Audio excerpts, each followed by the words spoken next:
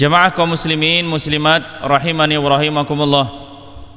Segala sesuatu yang kita rasakan pada saat ini, kemudahan dalam beribadah, itu semua merupakan karunia dari Allah Subhanahu wa taala. Apa yang kita nikmati hari ini merupakan bentuk kasih sayang Allah Subhanahu wa taala kepada kita. Ketika orang-orang kelak dimasukkan ke dalam syurganya Allah Subhanahu wa taala, mereka orang-orang yang masuk ke dalam surga mengatakan, alhamdulillahilladzi hadana lihadza wa ma kunna linahtadiya laula an hadana Allah. Segala puji hanya milik Allah yang telah memberikan hidayah, yang telah memberikan petunjuk kepada saya, kata orang-orang yang masuk dalam surga. Jadi kenikmatan yang Allah Subhanahu wa taala berikan berupa surga itu murni karena rahmat dan kasih sayang Allah Subhanahu wa taala. Bukan karena salat kita, bukan karena sedekah kita, tapi semua itu karena Allah Subhanahu wa taala memudahkan kepada kita. Ilmu agama yang kita miliki, yang kita manfaatkan, yang kita amalkan, anak soleh yang kita miliki kemudian mendoakan kita setelah kita meninggal dunia, kemudian sedekah jariah yang pahalanya akan mengalir kepada orang yang bersedekah, merupakan di antara 3 amalan yang tidak akan pernah terputus meskipun orangnya sudah meninggal dunia. Inilah yang akan menjadi pembahasan lanjutan kita pada malam hari ini mengenai amalan-amalan yang tidak akan terputus pahalanya, sebagai lanjutan materi yang kemarin ya, karena kemarin masih ada beberapa hadis yang belum habis kita bahas. Setiap yang hidup pasti akan mati, jamaah sekalian, karena tidak ada sesuatu yang abadi di muka bumi ini. Begitu pula dengan jiwa manusia. Jiwa manusia akan kembali kepada Allah Subhanahu wa taala. Jiwa manusia akan dikembalikan kepada Allah Subhanahu wa taala, dan sebaik-baik jiwa yang kembali kepada Allah Subhanahu wa taala, mereka adalah jiwa-jiwa yang selamat. Ya. Jiwa-jiwa yang mengetahui bahwasanya Allah Subhanahu wa taala akan membalas semua perbuatan mereka waktu mereka masih di dunia. Orang-orang yang mengetahui dan sadar bahwasanya kehidupannya di dunia ini akan berlanjut nanti sampai di akhirat, maka mereka banyak melakukan perkara-perkara daripada amal-amal saleh yang akan mengantarkan kepada derajat yang tinggi di sisi Allah Subhanahu wa taala. Hadis yang kemarin kita bahas, hadis dari Abu Hurairah radhiyallahu an, bahwasanya Rasulullah sallallahu alaihi wasallam bersabda, "Idza matal insan inqata'a 'amaluhu illa min thalas, min shadaqatin jariyah wa 'ilmin yuntafa'u bihi wa waladin salih yad'u lah." Jika seorang meninggal dunia, maka terputuslah amalnya kecuali 3 perkara, yaitu sedekah jariah, ilmu yang dimanfaatkan, atau doa anak yang soleh kepada orang tuanya. Hadis riwayat Muslim. Kemudian hadis yang selanjutnya, jemaah sekalian, hadis yang diriwayatkan oleh Abu Qatadah. Dia berkata bahwa Rasulullah sallallahu alaihi wasallam bersabda, khairu ma yukhallifu ar-rajul as-salasah, sebaik-baik perkara yang ditinggalkan oleh seseorang setelah kematiannya ada 3 perkara. Waladun salih yad'ulah, yang pertama adalah anak yang saleh yang mendoakan orang tuanya. Wa shadaqatun tajri yablughuhu ajraha, kemudian sedekah jariah yang pahalanya sampai kepadanya. Wa ilmun yuntafa'u bihi min ba'dihi, kemudian ilmu yang diamalkan sesudah wafatnya. Jemaah kaum muslimin yang dirahmati oleh Allah Subhanahu wa taala, dalam 2 hadis ini terdapat pelajaran yang sangat berharga bagi kita. Rasulullah sallallahu alaihi wasallam menegaskan bahwa segala amal perbuatan manusia di muka bumi ini semuanya akan terputus ketika seseorang itu telah meninggal dunia. Ya, ini yang harus kita tanamkan baik-baik agar kita menjadi sadar dan senantiasa berbekal dan memperbanyak daripada amal-amal soleh. Kata Rasulullah SAW, 3 amalan tersebut diantaranya adalah waladun saleh yad'ulah, anak yang soleh yang mendoakan orang tuanya. Maka jemaah sekalian, bagi kita yang menjadi seorang anak, maka doakanlah orang tua kita. Jadilah kita anak yang soleh untuk orang tua kita. Maka mudah-mudahan Allah Subhanahu wa ta'ala menjadikan anak kita menjadi anak yang soleh bagi diri kita. Ya. Kita tidak tahu anak kita mungkin sekarang masih nakal, ya, tapi kita tidak tahu ke depan, bisa jadi ketika kita sudah meninggal dunia dia termasuk orang-orang yang dirahmati oleh Allah Subhanahu wa ta'ala, kemudian dia menjadi anak yang soleh yang mendoakan orang tuanya, yang bersedekah atas nama orang tuanya, ya, yang memberikan kurban untuk orang tuanya, yang berumrah dan haji untuk orang tuanya, ya, dia menjadi anak yang soleh. Ya. Hidayah kita tidak tahu jemaah sekalian, di usia berapa seseorang itu mendapatkan hidayah. Ya, mungkin dahulu waktu kita masih bersama orang tua kita, kita cuek-cuek saja dengan orang tua kita. Ya, ketika orang tua kita sudah meninggal dunia, kemudian kita mengenal yang namanya agama, kemudian kita sadar bahwa selama ini kita menjadi anak yang durhaka, anak yang tidak bermanfaat bagi orang tuanya. Maka mulai dia merubah dirinya, memperbanyak doa kepada orang tuanya, ya, memperbanyak doa meminta kepada Allah Subhanahu wa ta'ala agar orang tuanya diampuni oleh Allah Subhanahu wa ta'ala. Nah, ini dia, ya. Ini diantara amalan yang tidak terputus, ya, amalan yang akan senantiasa mengalir pahalanya kepada orang tua, kepada orang yang sudah meninggal, ya, kepada orang yang sudah meninggal dunia. Ya. Dan ketika kita mengajarkan kepada anak kita kebaikan, maka kebaikan itu sampai kepada orang tua yang di atasnya. Ya. Kita menjadi anak soleh bagi orang tua kita, anak kita menjadi anak yang soleh bagi diri kita, maka kebaikan itu terus menerus mengalir pahalanya. Dan ingat jemaah sekalian, kebaikan-kebaikan yang dikerjakan oleh seorang anak, maka pahalanya akan secara otomatis didapatkan oleh orang tuanya, meskipun seorang anak itu tidak berniat untuk menyampaikan pahalanya kepada orang tuanya. Karena anak itu adalah hasil jerih payah orang tua.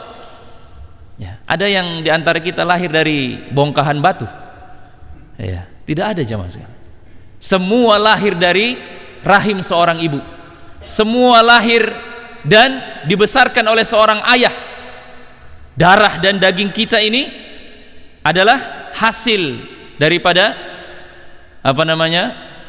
perkawinan orang tua kita. Maka lahirlah diri kita, ya, maka jadilah diri kita menjadi anak yang berbakti bagi orang tua kita, anak yang bermanfaat untuk kedua orang tua kita, dengan mendoakan orang tua kita di setiap sholat kita, ya, bersedekah atas nama orang tua kita, ya. Kemudian yang kedua jamaah sekalian, Rasulullah SAW mengatakan wa sadaqatun tajri yablughu ajruha, yaitu sedekah yang dikeluarkan semasa dia hidup, kemudian pahalanya sampai kepada dia. Kenapa ada kata-kata pahalanya sampai kepada dia? Karena ternyata ada pahala sedekah itu yang tidak sampai kepada orang yang bersedekah. Ya, ada orang yang bersedekah tapi dia tidak mendapatkan pahala dari sedekahnya itu. Ya, siapa mereka jemaah sekalian? Di antaranya adalah orang-orang yang bersedekah tapi dia tidak ikhlas. Nah, ini dia di antara amalan yang tidak diterima oleh Allah Subhanahu wa ta'ala. Karena sedekah itu adalah ibadah, dan ibadah itu tidak akan diterima oleh Allah Subhanahu wa ta'ala kecuali syarat yang pertama itu harus ikhlas karena Allah Subhanahu wa taala. Harus ikhlas jemaah sekalian. Ya. Sebanyak apapun sedekah yang kita keluarkan, kalau kita mengharap daripada pujian dari manusia, mengharap pujian dari makhluk, maka sedekah kita tidak akan bermanfaat bagi diri kita. Mungkin kita mendapatkan sanjungan pujian ya dari orang yang ada di sekitar kita. Orang mengatakan si fulan adalah anak orang yang dermawan, si fulan adalah orang yang baik. Mungkin itu salah satu yang kita harapkan di dunia. Tapi ketika kita mengharapkan pujian-pujian seperti ini, maka jangan berharap pahala di sisi Allah nanti di akhirat. Nah, ini diantara yang merusak daripada sedekah seseorang. Maka perkara ikhlas ini harus dilatih. Tidak tiba-tiba ujuk-ujuk orang itu langsung jadi orang ikhlas. Karena setan itu selalu mengintai. Ya, mungkin ketika kita bersedekah kita ikhlas. Ya.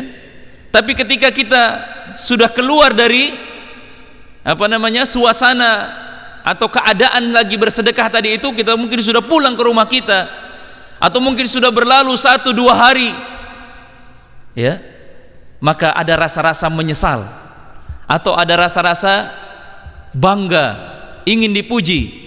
Setan mengganggu lewat pintu di sebelah itu, ya.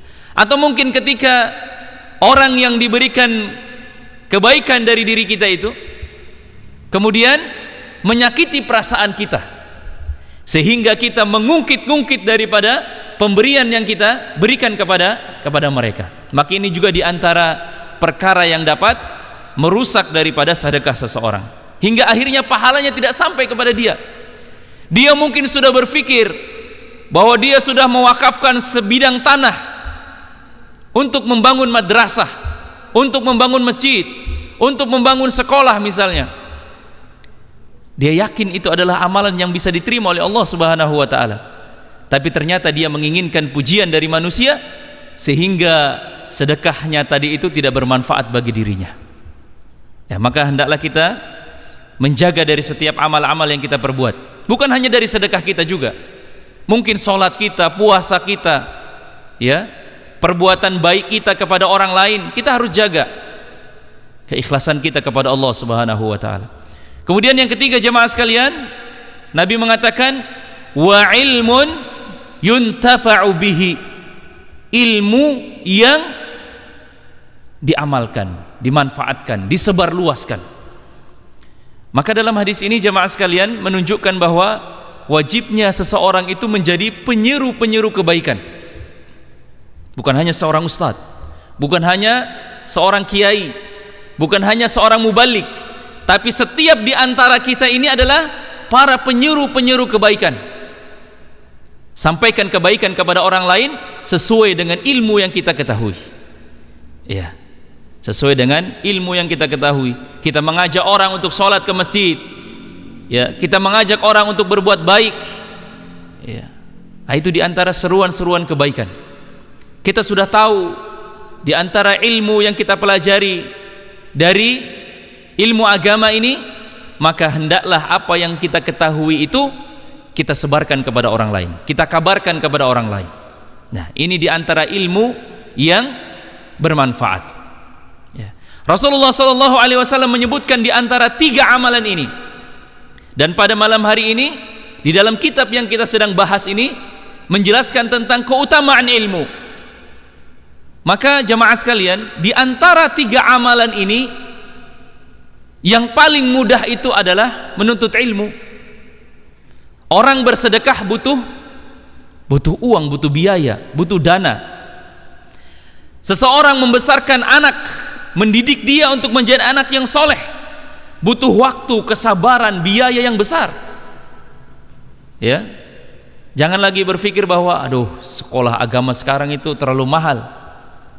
Ya, itu belum seberapa jemaah sekalian kalau dibandingkan dengan kebaikan-kebaikan dari anak kita nanti yang akan mendoakan kita ketika kita di dalam kuburan.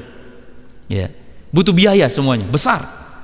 Tapi yang namanya menuntut ilmu, ya, tidak membutuhkan terlalu banyak biaya. Hanya membutuhkan keikhlasan, keseriusan kita dalam menuntut ilmu. Kita datang ke masjid, duduk dalam majelis-majelis ilmu, ya, tidak ada yang dibayar, ya, semua gratis. Yang penting kita mau bersabar, duduk mendengarkan ilmu yang disampaikan oleh, ya, oleh mubalik, oleh para pengisi materi, ya. Maka jemaah sekalian, Nabi kita Muhammad SAW setiap di pagi hari beliau meminta kepada Allah Subhanahu wa taala selepas salat subuh. Apa yang diminta oleh Rasulullah sallallahu alaihi wasallam?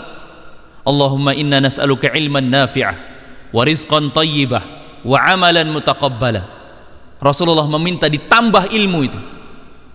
Di dalam Al-Qur'an Allah Subhanahu wa taala mengatakan, "Wa qul rabbi zidni ilma." Wahai Muhammad, katakan, "Rabbi zidni ilma." Ya Rabb, ya Tuhanku, tambahkan kepadaku ilmu. Kenapa Nabi SAW setiap pagi meminta kepada Allah Subhanahu wa taala ilmu? Ya. Karena dengan ilmu itu jemaah sekalian, kita dapat mengetahui rezeki mana yang halal dan baik untuk kita dengan ilmu yang kita miliki itu. Dan dengan ilmu yang kita miliki itu, Allah Subhanahu wa taala menjadikan amalan-amalan kita diterima. Jangan hanya kita semangat beribadah tapi kita tidak tahu ilmunya. Contohnya kayak tadi, punya uang banyak, ya, dia bersedekah, mungkin dia membangun masjid, dia membangun pesantren misalnya, dia bersedekah, tapi dia tidak punya ilmu tentang sedekah, sehingga sedekahnya itu rusak. Gara-gara apa? Mungkin gara-gara riya, mungkin gara-gara dia mengungkit-ungkit pemberiannya, ya, atau dia ingin dipuji oleh orang lain, ya. Ketika dia duduk dengan saudaranya, dengan temannya misalnya, dia mengatakan, masjid yang di sana itu tidak akan pernah berdiri kalau bukan saya yang memberikan sedekah, ya. Artinya dia tidak ikhlas, dia mengungkit-ungkit pemberiannya.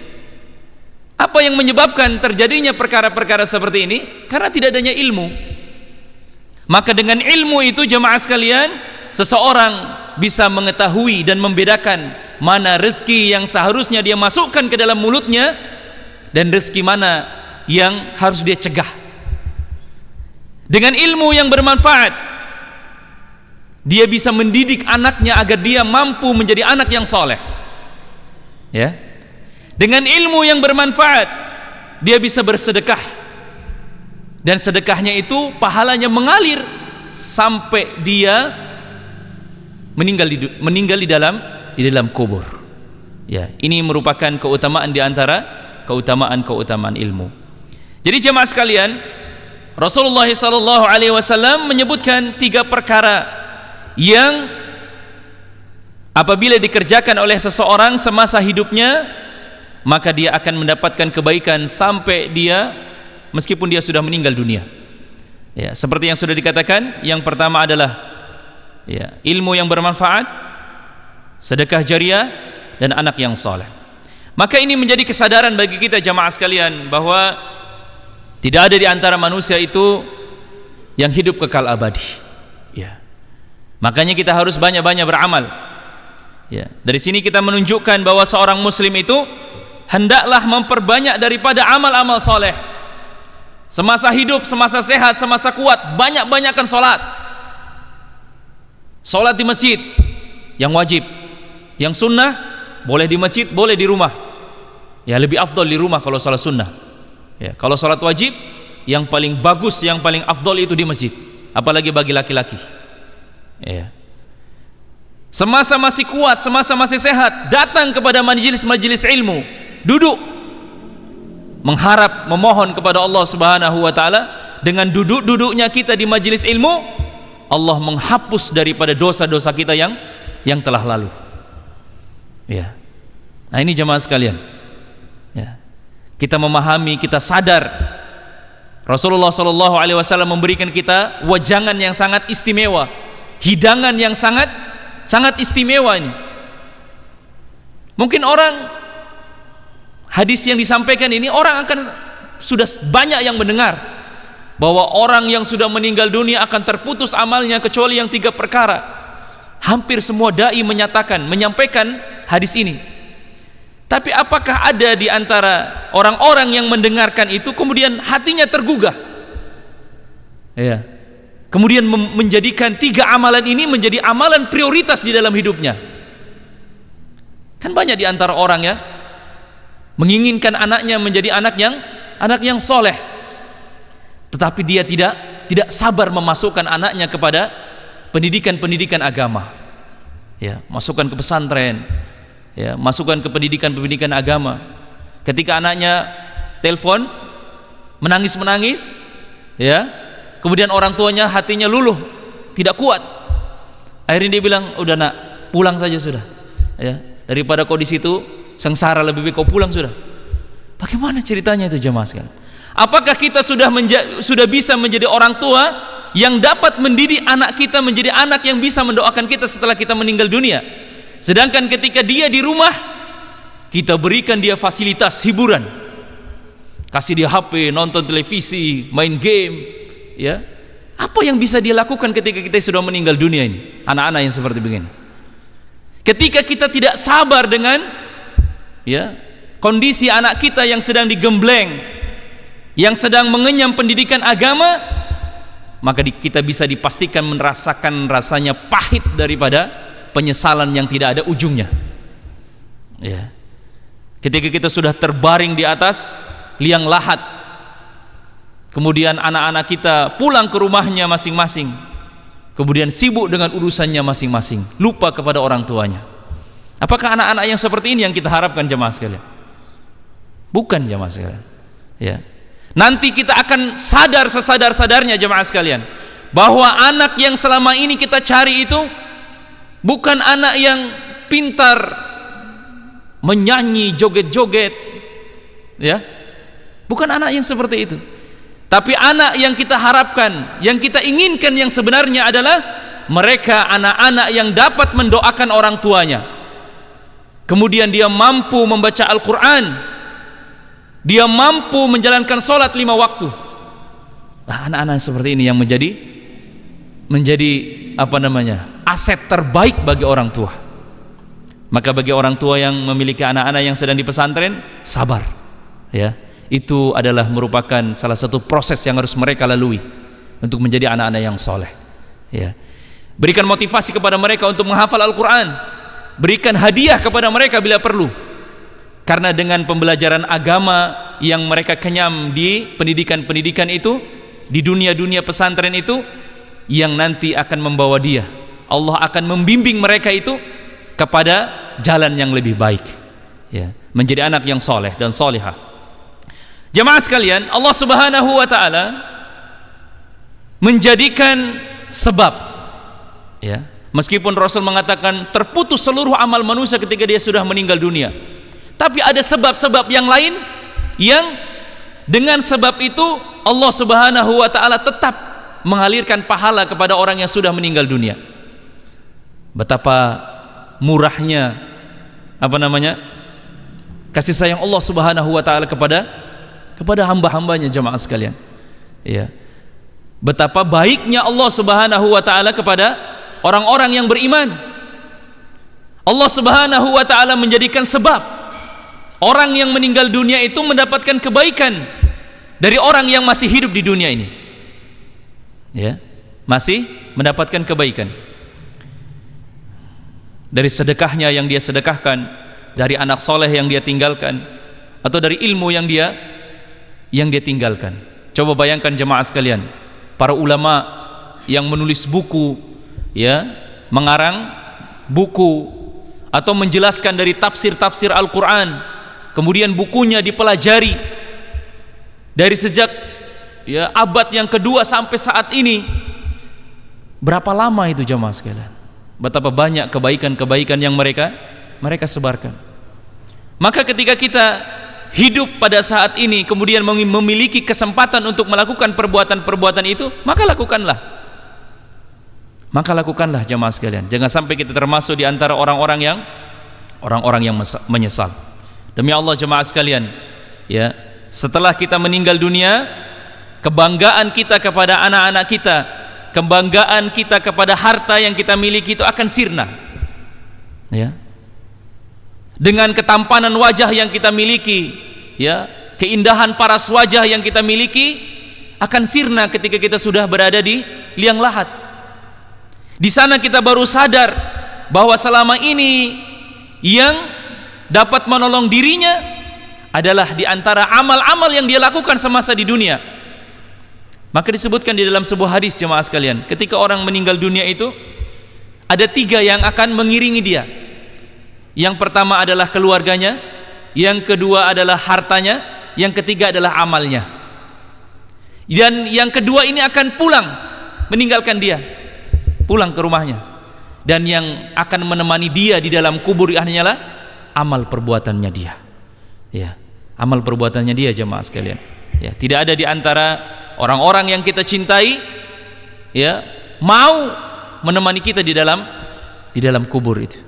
Maka memperbanyak amal merupakan di antara kiat-kiat atau di antara hal-hal yang sangat penting yang dilakukan oleh seorang yang beriman.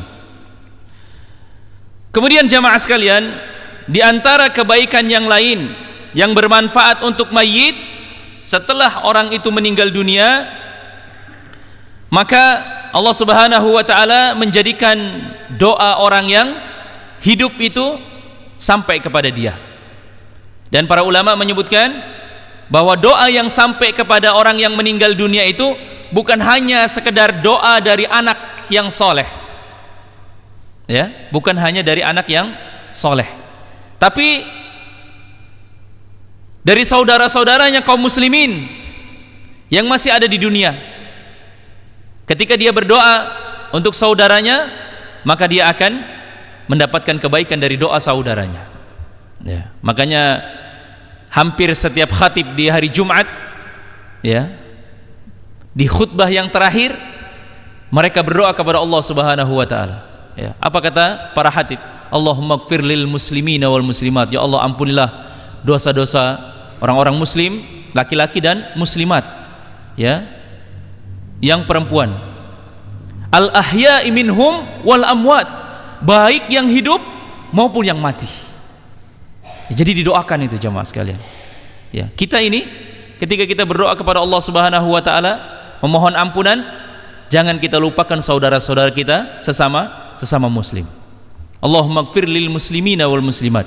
Ya, Allah, ampunilah dosa-dosa orang muslimin dan muslimin laki-laki dan perempuan, ya, baik yang hidup maupun yang mati. Ya, sebagaimana sabda Rasulullah SAW yang disampaikan di awal tadi itu, ya, bukan hanya sekedar bermakna doa anak yang soleh saja, tapi makna secara umum, yaitu doa kebaikan, ya, yang disampaikan oleh orang-orang yang hidup, saudara-saudara yang muslim, kepada orang-orang yang sudah meninggal dunia. Oleh karena itu kaum muslimin, ketika ada orang yang meninggal dunia, disyariatkan kepada mereka untuk sholat jenazah. Dan ketika sholat jenazah itu, apa yang dilakukan oleh orang-orang yang sholat jenazah? Mendoakan orang yang meninggal, ya. Allahumma ighfir lahu warhamhu wa'afihi wa'fu anhu wa akrim nuzulahu wa wasi' mudkhalahu, ya, doa kepada, ya, meminta kepada Allah Subhanahu wa taala agar Allah Subhanahu wa taala mengampuni daripada orang yang telah meninggal dunia. Dan juga jemaah sekalian, di dalam hadis yang mulia ini terdapat isyarat adanya anjuran bagi mereka orang-orang yang beriman untuk menikah dan memiliki keturunan, ya. Karena Rasulullah SAW mengatakan, ya, amalan yang akan terus menerus mengalir kepada seorang sampai orang itu meninggal dunia, diantaranya adalah anak yang soleh. Dan seseorang tidak akan mendapatkan anak kecuali melalui proses pernikahan. Dan orang-orang tidak bisa memiliki anak kecuali melalui proses perkawinan, ya, menjadi penerus daripada generasi dia. Ya, maka di sini jemaah sekalian, Rasulullah SAW memberikan isyarat agar seorang muslim dan muslimah, ya, hendaklah mereka menikah dan memperbanyak daripada keturunan, ya. Kemudian jemaah sekalian, seperti yang sudah kami sampaikan di awal tadi, bahwa di antara sedekah yang dilakukan atau yang disalurkan oleh seorang muslim, tidak semua sedekah itu sampai pahalanya kepada mereka, kecuali di antara sedekah-sedekah yang ikhlas kepada Allah Subhanahu wa taala. Ada beberapa sebab jemaah sekalian. Di antara kesalahan-kesalahan ketika seseorang bersedekah, sehingga ketika orang bersedekah itu menjadi sia-sia. Yang pertama, karena seseorang itu bersedekah tidak ikhlas, ya, karena ria, sum'ah, ya, ingin didengar, ingin dilihat. Ria itu ingin dilihat, sum'ah ingin didengar. Beda ya. Kalau ingin dilihat berarti, ya, ketika dia melakukan perbuatan tersebut, dia lakukan menginginkan orang lain melihat dirinya melakukan kebaikan.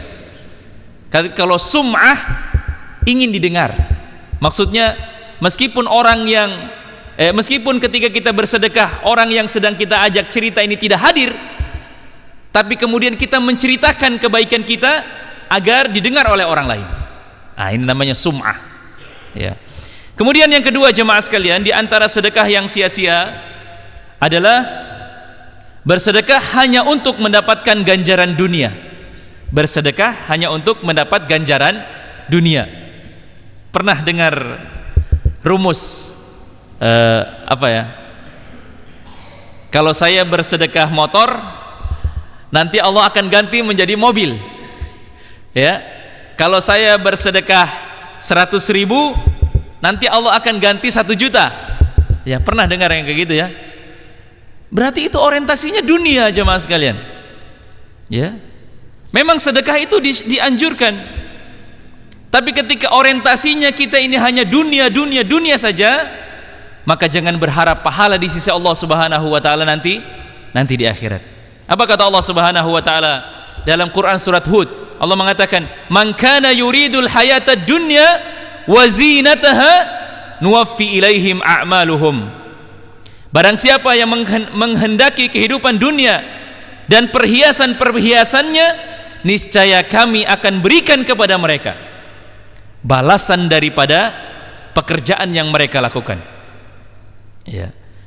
Apa kata Allah? Wa hum fiha la yubkhasun. Akan tetapi jamaah sekalian, ya, amalan-amalan yang mereka harapkan kebaikannya di dunia ini, ya, hanya berharap kebaikan-kebaikan dunia, tidak berharapkan kebaikan-kebaikan akhirat, maka ketika nanti sudah sampai di akhirat dia tidak akan mendapatkan apa-apa. Ya. Apa kata Allah dalam lanjutan ayatnya? Ulaikal ladzina laisa lahum fil akhirati illa an-nar. Maka itulah orang-orang yang tidak memperoleh kebaikan di akhirat kecuali dia akan mendapatkan balasan neraka. Wa habitat ma sana'u wa habita ma sana'u fiha wa batilum ma kanu ya'malun. Dan jamaah sekalian, lenyaplah di akhirat itu apa yang telah mereka usahakan di dunia, dan sia-sialah apa yang telah mereka kerjakan. Jadi mereka bersedekah di dunia mengharapkan kebaikan dunia, mungkin dia akan mendapatkan jemaah kebaikan dunia itu, tapi dia jangan pernah berharap daripada kebaikan di akhirat. Kemudian jemaah sekalian, di antara hal yang dapat merusak daripada sedekah seseorang adalah mengungkit-ungkit sedekah dan menyakiti daripada penerimanya. Ya, kita memberikan sedekah kepada orang lain, kemudian kita sakiti orang itu. Apa kata Allah Subhanahu wa taala? Ya ayyuhalladzina amanu la tubtilu sadaqatikum bil manni wal adza. Wahai orang-orang yang beriman, janganlah kamu menghilangkan pahala sedekahmu itu dengan menyebut-nyebutnya dan menyakiti daripada perasaan si penerima. Ya, tidak boleh jemaah sekalian. Ya, tidak boleh kita menyakiti daripada atau mengungkit-ungkit pemberian kita. Ya, kalau sudah dikasih sudahlah. Apakah nanti dia mau berbuat baik kepada kita atau tidak?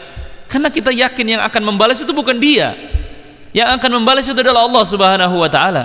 Jadi kita jangan pernah berharap kebaikan dari orang yang kita berikan sedekah. Ya.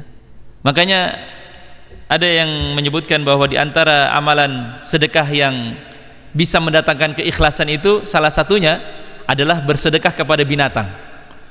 Karena apa yang akan diharapkan kepada binatang? Ya. Misalnya bersedekah kepada semut, kucing atau burung yang berterbangan, apa yang kita harapkan dari mereka? Ya. Jemaah sekalian, ini di antara ya amalan-amalan yang harus kita jaga sekalian. Kalau kita tidak belajar, kita tidak akan tahu apa yang menyebabkan sedekah kita ini sia-sia. Ya. Di dalam hadis yang disebutkan dari Abu Dzar, Rasulullah SAW menyebutkan salah satu hadis yang kalau kita mendengarkan hadis ini, niscaya kita akan menjadi orang yang takut ketika kita bersedekah. Kemudian kita mengharapkan pujian dari manusia. Apa kata Rasulullah? Kata Rasulullah, salasatun la yukallimuhumullahu yawmal qiyamah wa la yanzuru ilaihim wa la yuzakkihim wa lahum adzabun alim.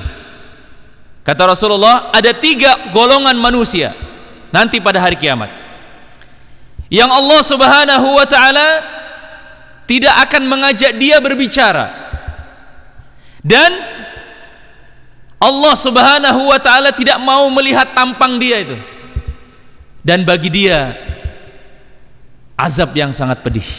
Allah Subhanahu wa ta'ala tidak mau berbicara kepada dia, Allah tidak mau melihat dia, dan Allah tidak mau mensucikan dosa-dosanya. Ya.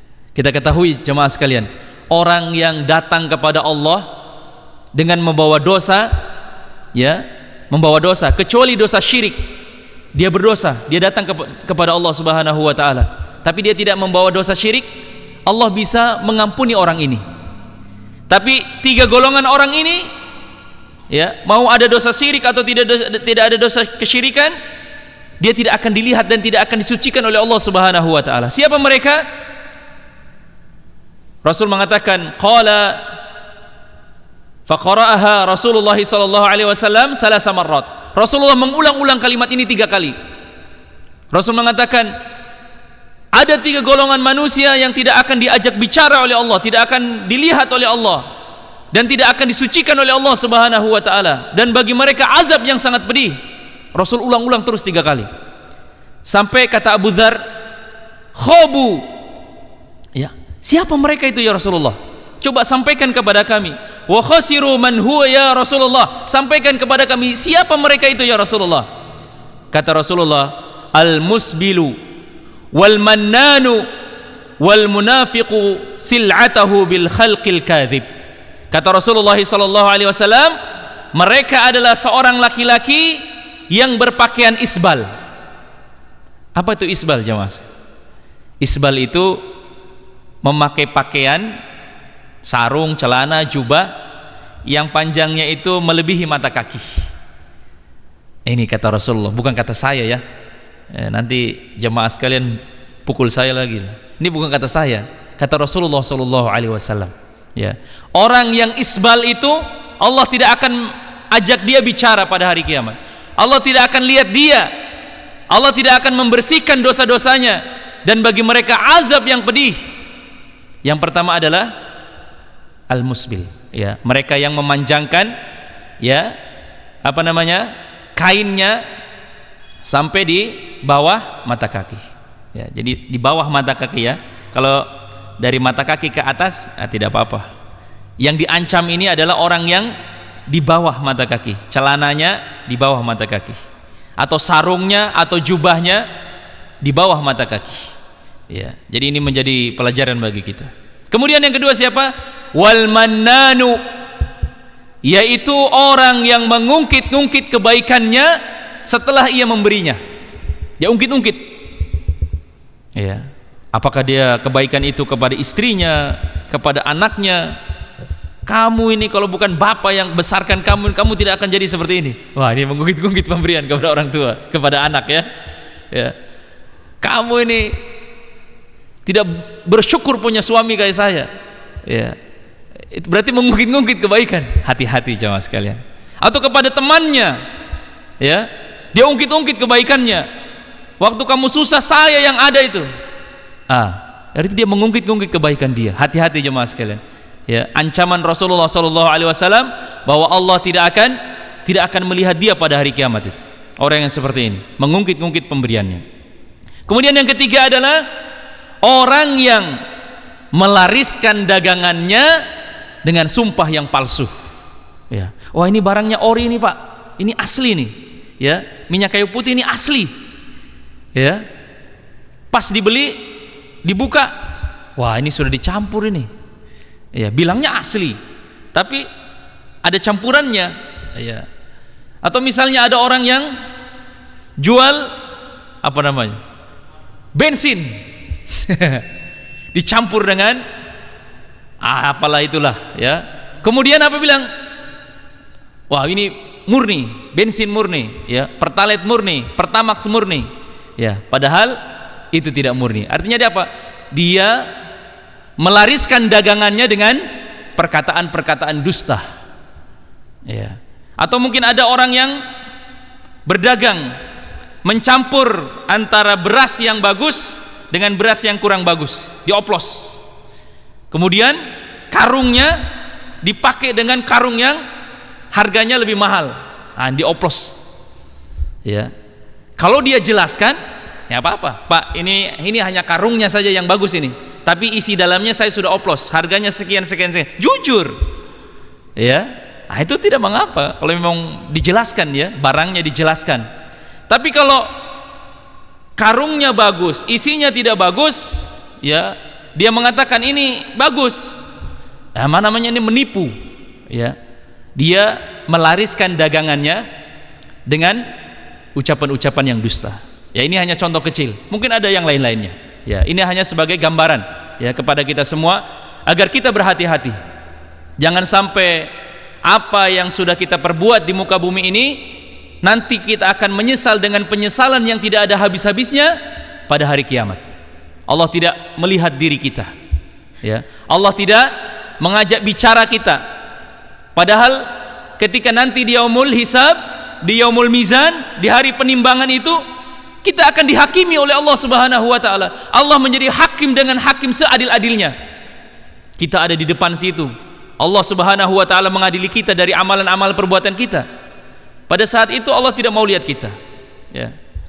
Bagaimana kayak begitu jemaah sekalian? Nauzubillahi min zalik, ya. Semoga Allah Subhanahu wa taala menjaga diri kita dari perkara-perkara buruk ini, dan Allah Subhanahu wa taala menjadikan kita termasuk orang-orang yang beruntung yang mendapatkan perlindungan dari Allah Subhanahu wa taala ketika tidak ada perlindungan kecuali perlindungan dari Allah Subhanahu wa taala. Kita tutup pertemuan kita dengan membaca doa kafaratul majlis. Subhanakallahumma wa bihamdik asyhadu an la ilaha illa anta astaghfiruka wa atubu ilaik wa akhiru da'wana alhamdulillahi rabbil alamin.